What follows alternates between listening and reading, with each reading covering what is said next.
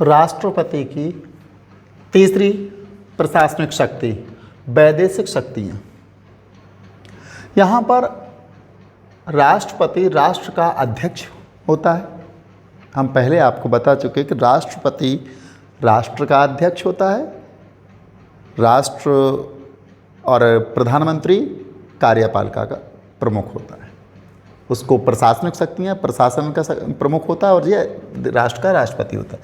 तो राष्ट्रपति राष्ट्र का अध्यक्ष है, इसलिए सभी वैदेशिक कार्य, जितने भी विदेश संबंधी कार्य होते हैं, राष्ट्रपति के नाम से ही संपन्न किए जाते हैं, राष्ट्रपति द्वारा ही संपादित किए जाते हैं। इसके साथ साथ वह विदेशों में अपने देश के सभी राजनयिक प्रतिनिधियों की नियुक्ति करता है। विदेश में जितने भी देश के राजनयिक प्रतिनिधि होते हैं, इनकी नियुक्ति भी राष्ट्रपति ही करता है। तो यहाँ वैदेशिक शक्तियों में राष्ट्रपति राष्ट्र का अध्यक्ष है, इसलिए सभी वैदेशिक कार्य राष्ट्रपति द्वारा ही संपादित किए जाते हैं। वह विदेशों में अपने देश के राजनयिक, सभी राजनयिक प्रतिनिधियों को नियुक्त करता है। जितने भी राजनयिक प्रतिनिधि हैं अपने देश के विदेशों में, उनको राष्ट्रपति ही नियुक्त करता है।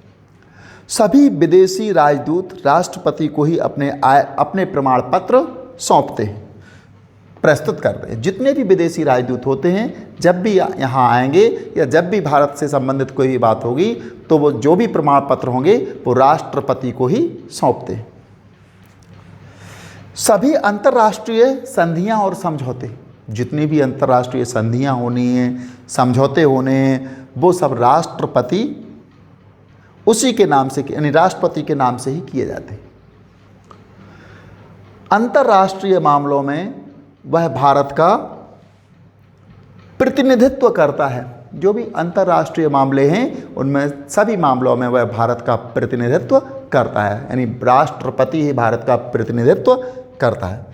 यहाँ एक बात आपको बता दें, ये सारी शक्तियाँ जो हमने बताई आपको, वैदेशिक कार्य जितने भी संपादित करने होते उसके पास होते हैं। वह विदेशों में अपने देश के सभी राजनयिक प्रतिनिधियों को नियुक्त करता है। जितने भी राजदूत होते हैं वो यहाँ आकर के प्रमाण पत्र राष्ट्रपति को ही सौंपते हैं।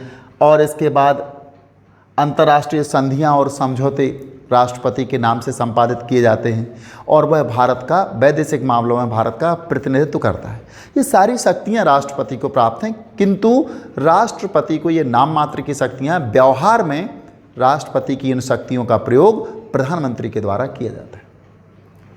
हमने आपको बताया था नाम मात्र की कार्यपालिका और वास्तविक कार्यपालिका। राष्ट्रपति चूंकि नाम मात्र की कार्यपालिका है, राष्ट्रपति के नाम से ये समस्त कार्य संपादित होते हैं, किंतु व्यवहार में इन कार्यों का संपादन प्रधानमंत्री और मंत्रिमंडल के द्वारा किया जाता है। इसके बाद आती हैं अन्य प्रशासनिक शक्तियाँ। अन्य प्रशासनिक शक्तियों में राष्ट्रपति को प्रधानमंत्री से सूचना प्राप्त करने का अधिकार है। जो भी मंत्रिमंडल में जो भी निर्णय लिए जा रहे हैं, जो भी इनके विचार हैं, जो भी प्रस्ताव हैं, सब कुछ हैं, वो सब सूचनाएं कौन प्राप्त, राष्ट्रपति प्रधानमंत्री से सूचनाएं प्राप्त करने का अधिकार है।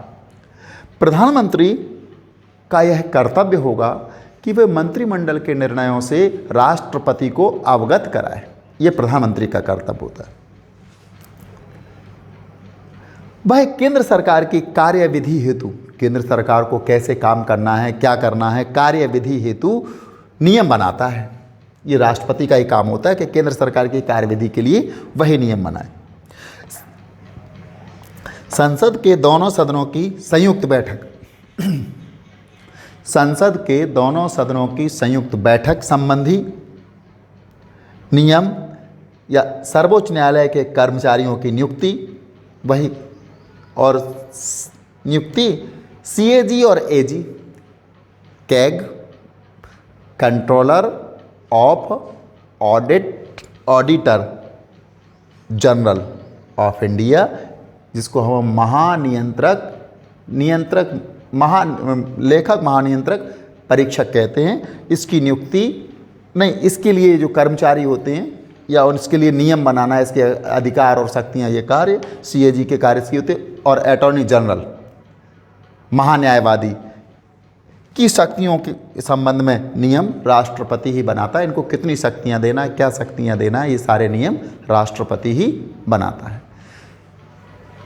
इसके बाद चौथी शक्ति आई होगी। इसके बाद राष्ट्रपति को अपन कुछ विधायी शक्तियां देने वाले हैं प्रशासनिक अन्य शक्तियों के अंतर्गत। विधायी शक्तियों में जैसे कि संसद के सत्रों से संबंधित शक्तियां, कब संसद के सत्र बुलाना है, कहाँ बुलाना है, संयुक्त रूप से बुलाना है, कैसे बुलाना है, ये सारे कार्य राष्ट्रपति के होते हैं। लोकसभा को कब भंग करना है, ये भी राष्ट्रपति की विधायी शक्ति के अंतर्गत आता है। सदस्यों को मनोनीत करने की, राज्यसभा में 12 सदस्य और लोकसभा में 2 एंग्लो इंडियन सदस्य, इनको मनोनीत करने की शक्ति राष्ट्रपति को प्राप्त है।